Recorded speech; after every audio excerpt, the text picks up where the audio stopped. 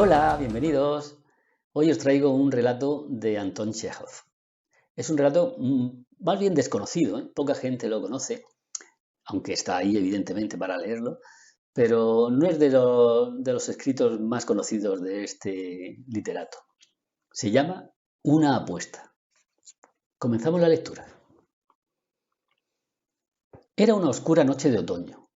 El viejo banquero caminaba en su despacho de un rincón a otro, recordando una recepción que había dado 15 años antes, en otoño. Asistieron a esa velada muchas personas inteligentes y se oyeron conversaciones muy interesantes. Entre otros temas se habló de la pena de muerte. La mayoría de los visitantes, entre los cuales hubo no pocos hombres de ciencia y periodistas, tenían al respecto una opinión negativa. Encontraban ese modo de castigo como muy anticuado, inservible para los estados cristianos e inmoral.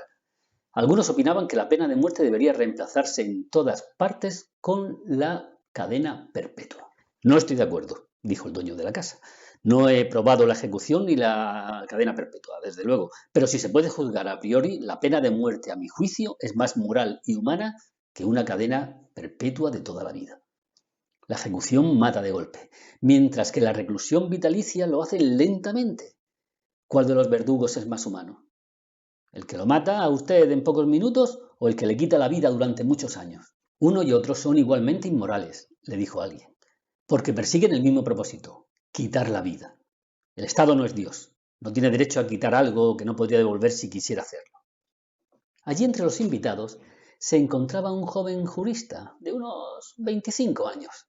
Al preguntársele su opinión, contestó: tanto la pena de muerte como la reclusión perpetua son igualmente inmorales, pero si se me ofreciera elegir entre la ejecución y la prisión, yo, naturalmente, optaría por la segunda. Vivir de alguna manera es mejor que no vivir. Allí se suscitó una animada discusión. El banquero, por aquel entonces más joven y más nervioso, de repente dio un puñetazo en la mesa y le gritó al joven jurista: «No es cierto. Apuesto 2 millones a que usted no aguantaría en prisión ni 5 años. Si usted habla en serio, apuesto a que aguantaría no 5, sino 15». ¿15 años? Está bien, señores, pongo 2 millones. De acuerdo, usted pone los millones y yo pongo mi libertad. Esta feroz y absurda apuesta fue concertada en ese momento. El banquero, que entonces ni conocía la cuenta exacta de sus millones, mimado por la suerte y despreocupado, estaba entusiasmado por la apuesta. Durante la cena bromeaba a costa del jurista y le decía: «Piénselo bien, joven, piénselo, mientras no sea tarde. Para mí 2 millones no son nada, pero usted se arriesga a perder los 3 o 4 mejores años de su vida. Y digo 3 o 4 porque no creo que aguante usted mucho más. No lo va a soportar. No olvide tampoco, desdichado, que una reclusión voluntaria resulta más penosa que la obligatoria. La idea de que en cualquier momento usted puede tener la libertad le envenenará la existencia. Esa sería su prisión. Tengo lástima de usted, de verdad. Renuncie». Y ahora el banquero, caminando de un rincón a otro, recordaba todo aquello y se preguntaba a sí mismo: ¿para qué está apuesta? ¿Qué provecho hay en haber perdido el jurista 15 años de su vida y yo en tirar 2 millones de rublos? ¿Puede ello demostrar a la gente que la pena de muerte es peor o mejor que una reclusión perpetua? No, no, no y no. Es un disparate, un absurdo. Por mi parte ha sido el capricho de un hombre satisfecho y por parte del jurista una simple avidez por el dinero. Y entonces él se puso a recordar lo que había ocurrido después de la velada descrita. Se decidió que el jurista cumpliera su reclusión bajo severa vigilancia, en una de las casitas construidas en el jardín por el propio banquero. Se convino que durante 15 años sería privado del derecho de traspasar el umbral de la casa, ver a la gente, escuchar voces humanas, recibir cartas o diarios y no comunicarse con nadie. Con el mundo exterior estaba vetado. Según el convenio, no podría relacionarse de otra manera que en silencio, a través de una ventanilla arreglada para este propósito. Mediante una nota podría solicitar todo lo necesario: los libros, música, vino, alimento, etc. todo lo cual recibiría en cualquier cantidad, únicamente por la ventanilla. El convenio preveía todos los detalles que conferían al recluido la condición de estrictamente incomunicado y le obligaba a permanecer en esa casa 15 años. 15 años justos a partir de las 12 horas del 14 de noviembre de 1870. Hasta las 12 horas del 14 de noviembre de 1885. La menor tentativa de infringir estas condiciones por parte del jurista, aunque fuera 2 minutos antes del plazo, liberaba al banquero de la obligación de pagarle los 2 millones. En el primer año se le enviaba al jurista libros de contenido preferentemente fácil, novelas con complicada intriga amorosa, cuentos policiales y fantásticos, comedias, etc. En el segundo año ya dejó de oírse la música en la casita y el jurista solo pedía en sus notas libros de autores clásicos. En el quinto año se volvió a oír la música y el prisionero solicitó vino. Los que lo observaban por la ventanilla relataban que durante todo ese año no hacía sino comer, beber y quedarse en la cama bostezando y conversar malhumoradamente consigo mismo. No leyó más libros. A veces de noche se ponía a escribir durante largo rato y a la madrugada hacía pedazos todo lo escrito. Más de una vez se le oyó llorar. En la segunda mitad del sexto año, el prisionero se abocó. No, el prisionero no, el recluido se abocó con ahínco a los estudios de idiomas, de filosofía, de historia. Acometió estas ciencias con tanta avidez que el banquero apenas alcanzaba a pedir libros para él. En el lapso de 4 años fueron solicitados por correo a su pedido cerca de 600 volúmenes. En este periodo, el banquero recibió de su prisionero una carta que decía así: Mi querido carcelero, le escribo estas líneas en 6 idiomas. Muéstrelas a personas entendidas, que las lean. Si no encuentra ni un solo error, le ruego haga disparar una escopeta en el jardín. El deseo del recluido fue cumplido. El banquero mandó disparar la escopeta en el jardín 2 veces. A partir del 10º año, el jurista permanecía sentado en la mesa, inmóvil, y solo leía el Evangelio. En los 2 últimos años de reclusión, el prisionero leyó una extraordinaria cantidad de libros, sin ninguna selección. Ora se dedicaba a las ciencias naturales, ora pedía obras de Byron, de Shakespeare. En sus notas solicitaba a veces al mismo tiempo un libro de química, un manual de medicina, una novela y un tratado de filosofía o de teología. Sus lecturas daban la impresión de que el hombre nadase en un mar entre fragmentos de un buque y tratando de salvar la vida. Se aferraba desesperadamente ya a cada uno de ellos.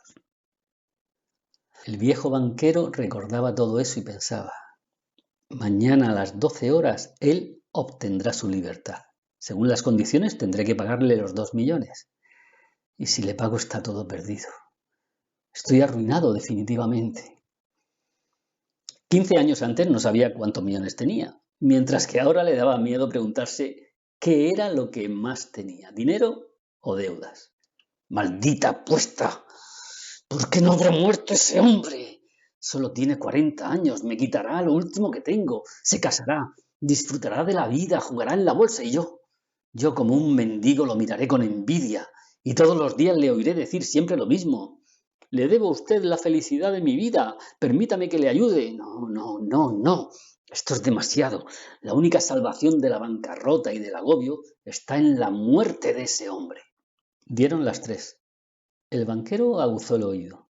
Todos dormían en casa y solo se oía el rumor de los helados árboles detrás de las ventanas. En la oscuridad tanteó los escalones y la puerta y entró en el vestíbulo de la casita. Luego penetró a tientas en el pequeño pasillo y encendió un fósforo. Allí no había nadie. Vio una cama sin hacer y una oscura estufa de hierro en un rincón. Los sellos de la puerta que conducía al cuarto del recluido estaban intactos. El banquero golpeó con el dedo en la ventanilla, pero el recluido no hizo ningún movimiento. Entonces el banquero arrancó cuidadosamente los sellos de la puerta e introdujo la llave en la cerradura. Se oyó el ruido áspero y rechinar de la puerta. El banquero esperaba el grito de sorpresa y los pasos, pero al cabo de 3 minutos el silencio detrás de la puerta seguía inalterable. Decidió entonces entrar en la habitación. Junto a la mesa estaba sentado, inmóvil, un hombre que no parecía una persona común. Era un esqueleto cubierto con piel, con largos bucles femeninos y enmarañada barba. El color de su cara era amarillo, con unos matices terrosos. Tenía las mejillas hundidas, la espalda larga y estrecha, y la mano que sostenía su melenuda cabeza era tan delgada que daba miedo mirarla. Sus cabellos ya estaban salpicados por las canas, y a juzgar por su cara, avejentada y demacrada, nadie creería que solo tenía 40 años. Dormía. Delante de su inclinada cabeza se veía sobre el escritorio una hoja de papel. El banquero tomó la hoja y leyó. Mañana a las 12 horas del día recupero la libertad y el derecho de comunicarme con la gente. Pero antes de abandonar esta habitación y ver el sol, considero necesario decirle algunas palabras. Al parecer iba dirigido a él. Con la conciencia tranquila y ante Dios que me está viendo, declaro que yo desprecio la libertad, la vida, la salud y todo lo que en sus libros se denomina bienes del mundo.